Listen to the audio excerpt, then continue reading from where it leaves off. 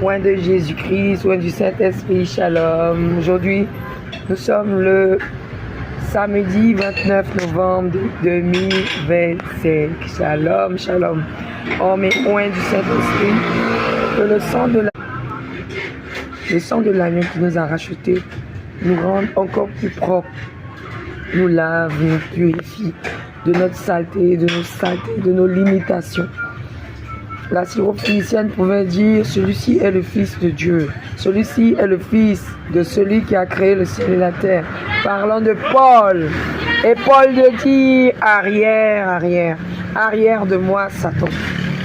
Parler de la vérité n'est pas être de vérité. Avoir des comportements de faiblesse ne veut pas dire que nous sommes des personnes que le Saint-Esprit a vomi, parce que la saleté, la faiblesse des êtres humains, de l'homme, a été déjà décelée depuis le commencement. C'est pourquoi Jésus lui-même a donné sa vie sur la croix pour que nous soyons nous-mêmes bénédictions contre les malédictions qui ont été clouées selon Colossiens et puis qui nous ont justifiés par la croix. Donc en étant cloués, nous sommes devenus bénédictions. Les malédictions nous ont laissés. Tout ce que nous faisons, tous nos péchés, nos manquements, le Saint-Esprit nous donne de pouvoir triompher de tous ces manquements par le sang de Christ, lui seul, que nous devons invoquer. Donc celui qui ne croit pas au sang de Jésus, qui ne croit pas que le sang de Jésus justifie, ne bénéficie pas de la grâce. Cette grâce de purification qui restaure et dont le diable a peur. C'est pourquoi ce matin, je vous invite à prier.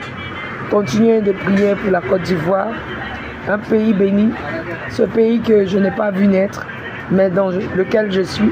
Ce pays où les nombreux étrangers viennent et ils réussissent parce qu'ils viennent travailler. L'hospitalité leur permet d'accomplir leur dessein et d'être bénis au-delà de ce qu'ils espéraient, parce que ce pays a été conçu pour que toute personne qui vienne avec la sueur de son front chercher son pain puisse avoir le pain réel de son fruit, de sa souffrance.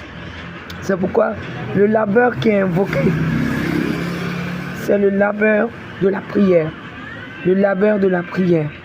Le labeur de la prière pour que la Côte d'Ivoire ne soit pas la capitale Illuminati, telle que le Saint-Esprit nous l'a montré, que le plan de l'ennemi échoue au nom de Yeshua Mashiach.